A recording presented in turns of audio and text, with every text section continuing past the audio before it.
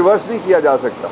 उसमें सिर्फ 188 कहता है कि आप कोई ज़्यादा से ज़्यादा एक अदद रिव्यू ला सकते हैं। एग्जीक्यूशन इस तरह से हुई है कि जो सुप्रीम कोर्ट ऑफ पाकिस्तान की जजमेंट आई जस्टिस जवाद साहब की जजमेंट के बाद, उसमें उन्होंने कहा कि सदर तारीख दें और तारीख दे दी गई इलेक्शन की। दूसरा, जो किरदार इसमें सबसे मशकूक किरदार है, बड़ी बदकिस्मती की बात है और सबसे गैर आईनी किरदार है, वो इलेक्शन कमीशन का है।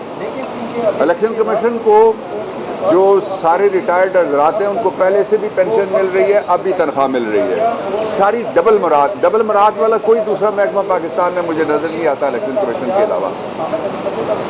और उस डबल मुराद का नतीजा क्या निकला है?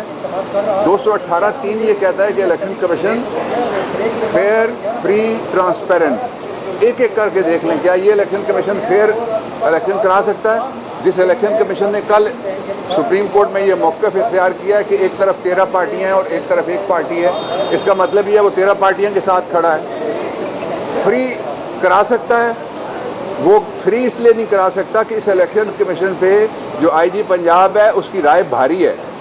इस इलेक्शन कमीशन पे चीफ सेक्रेटरी पंजाब की राय बरतर है।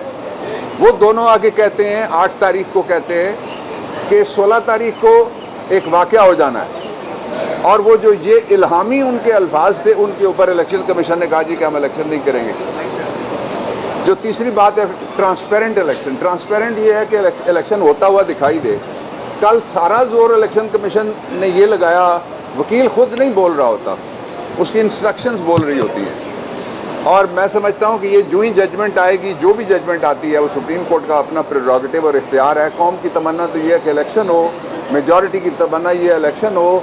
साइलेंस मेजॉरिटी सारे सर्वेज कहते हैं 90% करीब लोग के जब तक इलेक्शन नहीं होगा, ये जो गैर नुमाइंदा असेंबली, गैर नुमाइंदा गवर्नमेंट है, इसके जरिए से कोई मसला हल नहीं होने जा रहा, मसाइल बढ़ेंगे और वही हो रहा है जो लोग कह रहे हैं। तो इसमें अगर इलेक्शन कमीशन के मेंबरान और जो इलेक्शन कमीशन के चेयरमैन हैं वो, या उनमें से कोई एक या कोई सारे अपने आप को डिस्टेंस नहीं करते, तो ये कल जो इलेक्शन कमीशन था वो हमला आवर था basically supreme court of Pakistan के ऊपर कि जी इंसाफ होता हुआ नजर नहीं आ रहा। भाई इलेक्शन कराओ ना, तुम्हारा काम इंसाफ होता हुआ देखना है या इलेक्शन कराना है? तुम्हारा काम 184 की इंटरप्रिटेशन करना है, बेंच कौन सा बैठना चाहिए इसका मुतालबा करना है, या तुम्हारा काम है इलेक्शन कराना?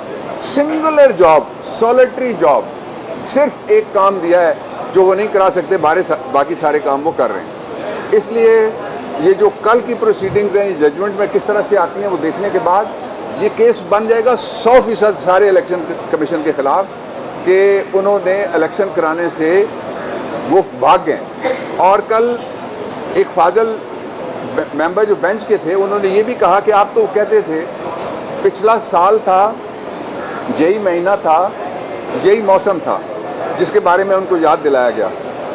और क्या था?